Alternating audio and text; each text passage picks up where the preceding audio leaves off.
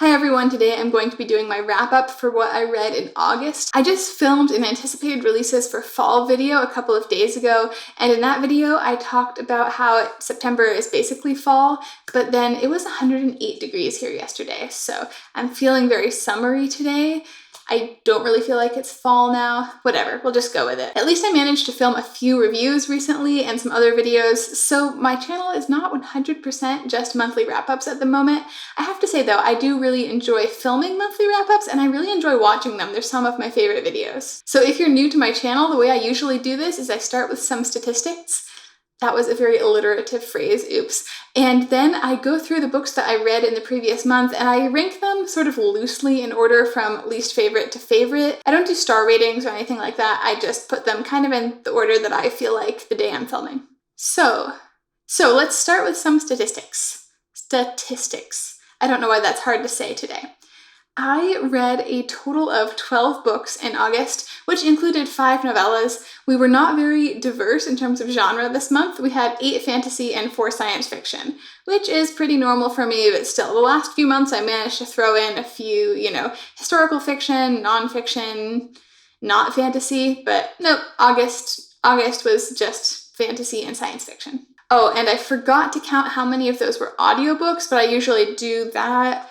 I guess technically four of these things were audiobooks. August was still a month in which I was doing a fair bit of driving. I'm not so much right now, and I've been really bad at going to the gym, which is when I usually listen to audiobooks when I don't have a lot of driving, so I don't think September will be as much of an audiobook month, but we'll see. Maybe I will get back to the gym. So for the past, I think, 4 or 5 months, I have had a monthly complain fest in my wrap-up about my feelings about novellas and the Hugo Awards novellas I've been reading. I am not going to do that this month because the only novellas I have to complain about, I'm going to talk about right at the beginning of the video, and that is I caught up on the Wayward Children series by Seanan McGuire. I didn't like the first 3, and I didn't like 4 through 6 very much either. Number 5 is the one that was actually nominated for the Hugo, and it probably is from the thread that I like the most in the series. I keep saying I'm gonna do a series review for Wayward Children, but I don't know if that's a good idea because I just didn't enjoy it very much. So I don't know, would you guys be interested in seeing that?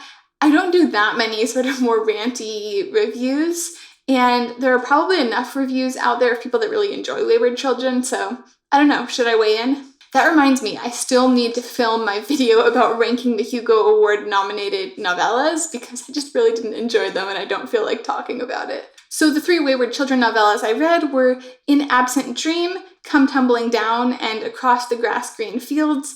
I think out of those, I actually maybe liked Across the Grass Green Fields the most, but this series basically just wasn't really for me, didn't really connect to it. Not that I think it's bad, it just had no emotional resonance for me. I think it has a lot for other people, and I'm not actually a huge Portal fantasy person either, it turns out. So if I ever do a series review for Wayward Children, or maybe in my Hugo Awards video that's specifically for the novellas, I'll talk a little bit more about my feelings about this series, but for now we're going to move on and leave behind the Hugo Award novellas forever, at least in the context of monthly wrap-ups, I think. Actually, August was a really good month because I think I liked everything else I read this month. Like, I'm putting these sort of loosely in my order of enjoyment, but everything I'm going to talk about from here on out, I genuinely really enjoyed. I listened to Lux, which is the new co-authored Reckoners novel by Brandon Sanderson and Stephen Bowles. I have a review up for this already. I really quite enjoyed it. I didn't enjoy it to the level of a Brandon Sanderson book. I basically enjoyed it to the level of the kind of cheesy superhero action movie I like to go to a lot. This was a great one to listen to. It's available only on audiobook right now. I think there will eventually be a print version. If you enjoyed the Reckoners series, that's the Steelheart, Firefight, Calamity trilogy, which is sort of a post-apocalyptic urban fantasy with supervillains, you'll probably enjoy this too. It's very much in the same vein, hits a lot of the same beats. Didn't quite have the sort of distinct quirkiness that I feel like Sanderson gave the original trilogy. Since this is co-authored, Stephen Bowles, I'm pretty sure, did basically all the writing, and Sanderson probably came up with the idea and did some revision and sort of workshopped it with him. So this was a really fun listen. I think if you are someone like me that likes to listen to audiobooks when you're cleaning or at the gym or on a long drive, I think this is a really good one to pass the time. Just was nonstop action from beginning to end. It was fairly twisty. It's definitely not a masterpiece, but I was really looking for something popcorny and fun and light and exciting, and this was that. The next book I also have a review up of. It is The Scavenger Door by Suzanne Palmer. This is presumably the conclusion of the Finder Chronicles. I had this as an ARC. It just released in August, and you can check out my review if you want to know more, but the premise of the series is it's about Fergus Ferguson, who's an intergalactic repo man, basically. And in this third book, you should probably read the first two first, honestly. The first one is called Finder, but if you want to skip to book 3, you'll be fine. You'll basically understand what's going on. Why would you do that? I don't know. I think you're a weird person if you don't feel like you need to go back to book 1. Anyway, in book 3, Fergus sort of accidentally stumbles upon this alien artifact when he's out looking for some lost sheep, and this artifact is going to destroy the universe if he doesn't find all the pieces. So it was a pretty good conclusion to the trilogy. I definitely feel like, check out my review. In my review of The Scavenger Door, I also just talk about the series in general and what it's like, who it might appeal to. So check that out if you're curious about the series. It's science fiction, sort of an action-adventure science fiction with some heist undertones. As part of my Hugo Awards reading project, I read The Collapsing Empire by John Scalzi. This is the first volume in, I think it's called the Interdependency series. So this is from the best series list.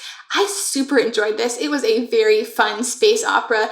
Unfortunately, the library just didn't have book 2. It's on hold right now, so I am waiting for that. I might break down and buy it on Kindle or try to find a copy.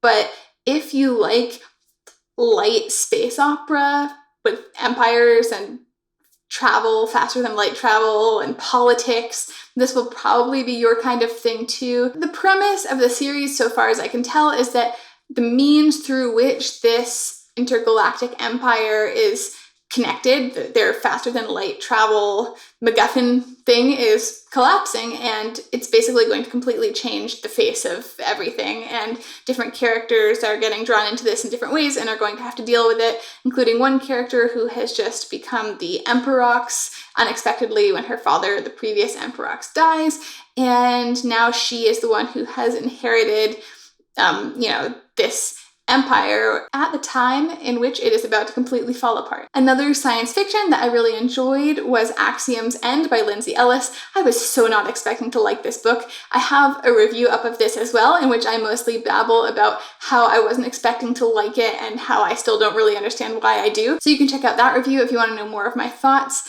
I think I also talked about this in my last wrap up because this was actually a reread for me. The first time I read it was not in August, but in July on an airplane.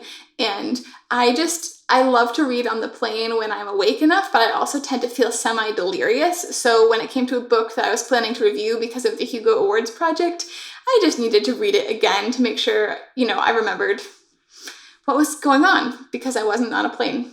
So I won't talk about this one anymore for this month. Then I finally read the first Murderbot novella, All Systems Red by Martha Wells, and yeah, it was as good as people have been saying. I am totally sold. I haven't gotten to the rest of them yet, but I'm totally planning to. It is definitely, a lot of commenters have told me that this is something that I would like, that it will probably fit my, my taste and my sense of humor. This is totally true. I really loved Murderbot from the first novella. It definitely felt like an introduction to the character and the world, and I'm looking forward to digging in a little bit more. But, as a premise, I am sold. Another series I've been talking about pretty much every month recently is the Penric and Desdemona series by Lois McMaster-Bujold.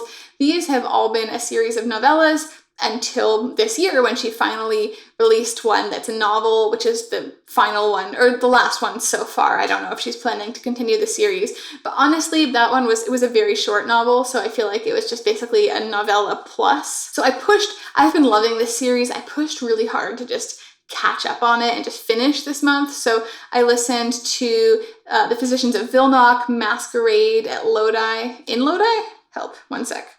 Masquerade in Lodi, and then Assassins of Thassalon, which is the novel and the most recent release. She has been writing a lot of these for the past few years. I guess she was stuck at home. This series I genuinely will do a series review of because I love it. I find it very comforting, actually. Penric is a great lead character. I think it's really interesting that he himself is not a very ambitious or driven character, which is such a contrast to Miles Vorkosigan from the Vorkosigan saga. The stories actually have some similarities in other ways in terms of them following the arc of a particular character's life and exploits, but Penric is just such a sweet nerd who would be really happy to stay at home with his books, and yeah, I really identify with that. I'll talk about this more in my series review, but I find it really interesting. I've totally hit the phase of life now where I am identifying more with these stories of Penric now in his 30s and starting a family compared to when he's young and stupid in his 20s. So yeah, I guess it's a sign of how old I'm getting, because I would have found that kind of unrelatable like 10 years ago, and now it makes me kind of emotional. So the 3 that I read, Physicians of Vilnock, full warning, it was a little bit triggering because it was about Penric dealing with an outbreak of plague, and it was hard to read. I took a break from it actually right after I started it because I don't know if I can do this, but then I went back to it and it quickly sort of got away from the things that were hard or felt, more triggering to listen to, and then I really enjoyed it. Masquerade and Lodi was actually probably my least favorite in the entire series so far. It was a prequel. She jumped back in time to write this particular story. On its own, it just isn't particularly the strongest in the series. Like, it's fine, it's going to be enjoyable. It has the elements you kind of expect from a Penric novella. But what I like about it is that it really set up some of the concepts in Assassins of Thassalon really, really well. So I felt like listening to those 2 back to back was actually great, because even though I wasn't crazy about Masquerade and Lodi, it still led well into Assassins of Thassalon, which I enjoyed a great deal more. So yeah, I'm finally caught up with all of Penric and Desdemona, which is too bad, but I will probably re-listen or reread them at some point because they are it's like comfort food for me. It's so good. And probably in terms of what I think is the best book that I read in August has to be my reread of The Witness for the Dead. I talked about this, I think, again in my last wrap up, and I'm about to film a review for it because I said I wanted to reread and review it. So yeah, I shouldn't say anything else, but look out for a review coming soon to a YouTube near you. Wow, that is...